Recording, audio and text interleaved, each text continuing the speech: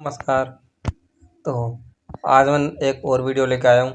Samsung Galaxy F14 5G 6GB variant. तो ये phone मैंने ख़रीदा था 9490 का फ्लिपकार्ट से। ठीक है। तो जैसे कि मैंने इस फ़ोन को इस्तेमाल किया है, तो मेरे को इस फ़ोन की ख़ासियतें और नेगेटिविटी पता चली है, जिसमें से मैंने कुछ पहले ही बताई हुई हैं और जो बात की है वो मैं बता रहा हूँ इस वीडियो में। तो इसकी जो एक नेगेटिविटी है वो ये है, जो कॉन्स बोलते हैं, कि जैसे ये फ़ोन हीट अप होगा ना, सपोज़ करो आपने कोई भी गेम खेली या मान लो BGMI खेली। अब फॉर एग्ज़ाम्पल, ऐसा ज़रूरी नहीं है कि हर कोई BGMI खेलता तो ये आपको प्रॉब्लम आएगी नहीं फेस। मैं इसको जस्ट एज एग्ज़ाम्पल ले रहा हूँ कि आपने BGMI ओपन करी। इसमें ओपन करते के साथ ही अगले 1 मिनट में इस फ़ोन का टेम्परेचर काफ़ी गर्म हो जाता है। तो वो इतना गर्म हो जाता है कि आपको तो लगेगा हाँ ठीक है ये काफ़ी गर्म है, पर कोई बात नहीं, वो चला लेगा बंदा उसको। इतना सैमसंग कंपनी इतनी बड़ी कंपनी है साउथ कोरिया की, लगभग सुना है 25% GDP साउथ कोरिया की सैमसंग से आती है। तो कुछ तो इसमें अमेजिंग होगा।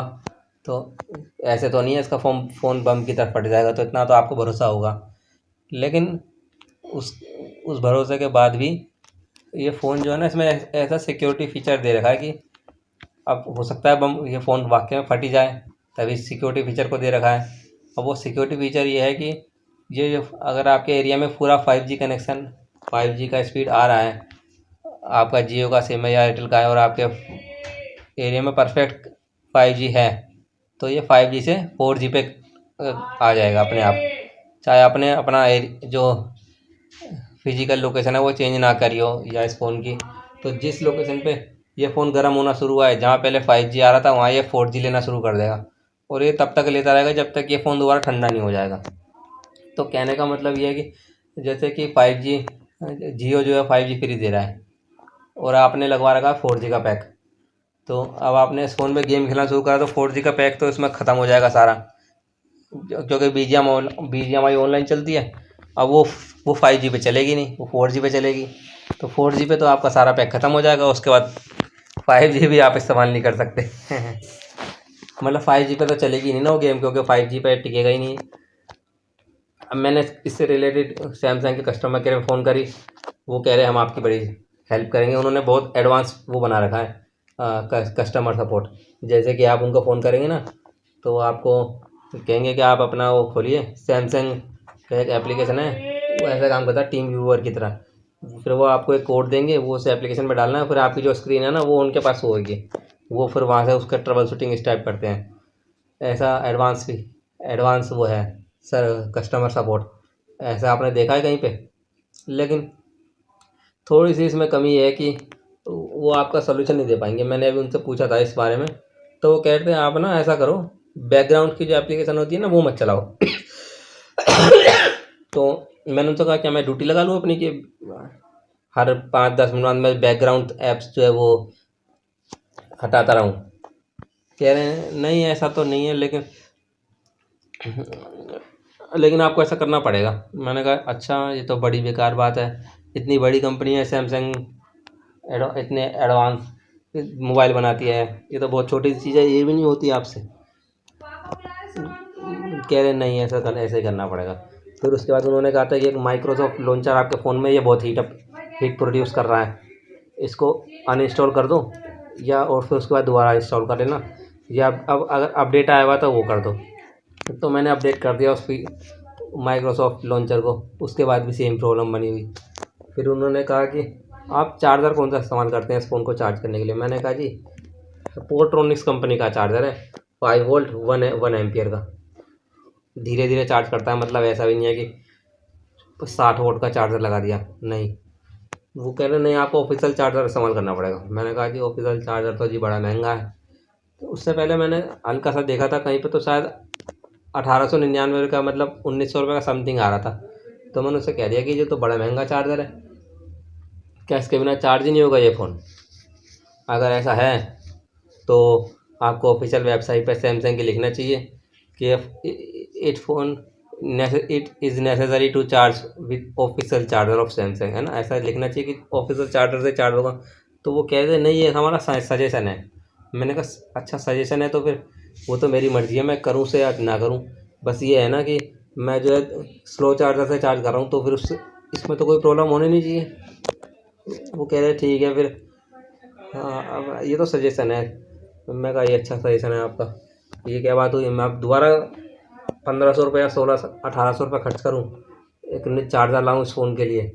ऐसा तो कोई, जबकि यूरोपियन यूनियन की कंप्लाइंस है ये कि कोई भी फ़ोन किसी भी चार्जर से चार्ज होना ही चाहिए। हालांकि हम इंडिया में रहते हैं पर ऐसे तो ई वेस्टेज भी बहुत बढ़ेगी कि हर फ़ोन एक इंडिविजुअल चार्जर से ही चार्ज होगा। हालांकि मैंने अभी तक ऐसे फ़ोन देखे नहीं है कि जो किसी भी चार्जर से चार्ज ना हो। बस ये होता है कि कोई मोबाइल की केबल जो है उस पर्टिकुलर मोबाइल पर ही लगती है, उससे दूसरा करोगे ना चार्ज तो ऐसा नहीं लगेगी। हालांकि मैंने देखी है ऐसी प्रॉब्लम, लेकिन ये नहीं देखा कि वो चार्जर से एक्सेप्ट ही नहीं करेगी करंट। ये एक्सेप्ट करेगी तो उसमें ऐसे मेल फंक्शनिंग हो जाएंगी, वो ओवर हीटिंग शुरू हो जाएगा होना। तो ठीक है, उन्होंने कहा ठीक है फिर आपको जो है ना, ये तो ट्रबल शूटिंग स्टेप्स जो मेरी तरफ से थे मैंने आपको बता दिए।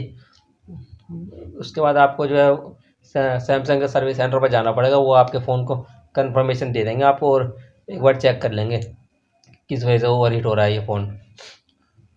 और फिर मैंने उनसे कहा कि अच्छा इसमें दूसरी प्रॉब्लम मैं आपको बताऊँ। दूसरी प्रॉब्लम इसमें ये है कि जैसे आपने नंबर डायल करके कॉल कर दिया, तो यहाँ मेन बात यह है कि जब इसमें कॉलिंग हो रही है ना उस समय अगर आपने लाउड स्पीकर पे फ़ोन नहीं रखा हुआ, तो जैसे फ़ोन जो होता है वो लाउड स्पीकर पे नहीं है, तो जैसे ही आप नॉर्मली बात करने के लिए इसके स्पीकर से यही कहा कि अरे इसमें 2.4 गीगाहर्ट्ज़ का इतना बढ़िया प्रोसेसर लगा हुआ है ये एक्जीनोस का, उसके बाद भी मुझे ये परेशानी झेलनी पड़ रही है कि ये छोटी छोटी एक्टिविटीज़ में जो है ये फ़ोन इतना गर्म हो रहा है, हीट हो रहा है। और हीट हो रहा है तो हो रहा है, कोई बात नहीं, उसकी वजह से परफॉर्मेंस को गिर रही है। जो इसकी परफॉर्मेंस है वो गिर क्यों रही है? जैसे फ़ोन गर्म होएगा तो इसकी ब्राइटनेस कम हो जाएगी, वो आप बढ़ा नहीं सकते जब तक ठंडा नहीं होएगा। और फिर फ़ोन तो ठंडा होने वाला है नहीं, जब तक आप उस एक्टिविटी को करते रहेंगे तब तक ठंडा नहीं होगा, क्योंकि उस एक्टिविटी की वजह से ही गर्म हुआ ये। और ये मैंने अब नोटिस करा है कि गर्म होते ही 5G कनेक्शन छोड़ देता है, ये 4G पे आ जाता है। फिर इस फ़ोन का अचार डालेंगे, किस बात का स्मार्टफ़ोन है फिर ये। फिर उसके बाद जैसे कि मैंने आपको अभी कहा कि ये जो इसका जो जैसे आप किसी से कॉल कर रहे हैं और फ़ोन अगर आपका स्पीकर पर नहीं है, स्पीकर पर नहीं है, तो इसका जो प्रॉक्सिमिटी सेंसर है वो इस फ़ोन की स्क्रीन को ऑफ कर देगा उस समय तक जितने समय तक ये क्या स्पीकर जो है वो आपके क्या ईयर पे है, और ईयर से हटते ही फिर स्क्रीन ऑन हो जाएगी अपने आप। तो मैंने उस कस्टमर को यह कहा है कि मेरे को ऐसा इसको ऑफ़ करना है प्रॉक्सिमिटी सेंसर को, कि ताकि ये स्पीकर मेरे कान पे आए, ईयर पे आए और उसके बाद भी स्क्रीन ऑफ ना हो। तो उन्होंने कहा कि इसमें ऐसा फीचर जो प्रॉक्सिमिटी सेंसर उसको ऑफ़ नहीं कर सकते। मैंने कहा ये तो बहुत छोटी चीज़ है, हर फ़ोन में होती है, इसमें नहीं है, इतनी बड़ी कंपनी है सैमसंग। कह रहे नहीं है इसमें। मैंने कहा चलो क्या कर सकते हैं, नहीं है तो अब दूसरी बात पाते हैं। आप सोच रहे होंगे कि इतनी परेशानी है तो तूने कुछ करा नहीं। तो दोस्तों मैंने तो करा है दोस्तों, बिल्कुल करा है। तो मैंने जो फ्लिपकार्ट से इस फ़ोन को ख़रीदा था, तो जो ख़रीदा था ना फ्लिपकार्ट से, तब कैमरा फीचर्स के अंदर एक फ़ीचर आता है ऑप्टिकल जूम का, वो येस था। इस फ़ोन के स्पेसिफिकेशंस में जो फ्लिपकार्ट पे लिखी हुई हैं उसके बेस पर मैंने कंज्यूमर कोर्ट में केस फाइल किया था इसका। तो मुझे तो कंपनसेशन मिल गया इस फ़ोन के रिगार्डिंग, तो मेरे तो चलो कोई बात नहीं। हालांकि मैं तो कहता हूँ ये फ़ोन तो फ्री में भी इस्तेमाल करने लायक नहीं है। अब अगर किसी डिलीवरी बॉय को दे दिया जाए इस फ़ोन को, जैसे कि मैं खुद, तो वो तो चला ही नहीं पाएगा, मतलब उसका तो यूज़लेस है ना ये फ़ोन। बाहर जाएगा वो धूप में जाएगा, अपने नॉर्मल एक्टिविटीज़ करेगा, फ़ोन एक तो गर्म, फिर ऊपर से ब्राइटनेस ख़त्म। ऐसा भी नहीं है कि जो ब्राइटनेस कम होगी तो वो एक लेवल तक ही कम होगी, वो इतनी कम हो जाएगी दोस्तों कि आपका इंटरेक्शन बिल्कुल फ़ोन से ख़त्म हो जाएगा। मतलब फ़ोन में जो कंटेंट है वो दिखेगा ही नहीं आपको, इतनी कम हो जाएगी वो ब्राइटनेस। फिर क्या करेगा बंदा इस फ़ोन का। ये अभी जो है हालांकि आउट ऑफ स्टॉक है सैमसंग की वेबसाइट पर जिस कीमत पे सैमसंग की वेबसाइट पे इसको दिखा रहे हैं वो है 22,000 रुपये, और नॉर्मली ये 13,400 का मिल रहा है शायद अभी इस समय फ्लिपकार्ट पे। और मैंने ख़रीदा था इसको 9490 का, तो मैं तो ठग गया ना।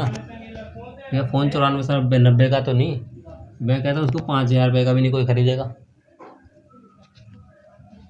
तो वीडियो पसंद आई हो तो दोस्तों लाइक करना, और कोई काम में कुछ रह गया हो तो पूछ लेना मेरे से, ठीक है।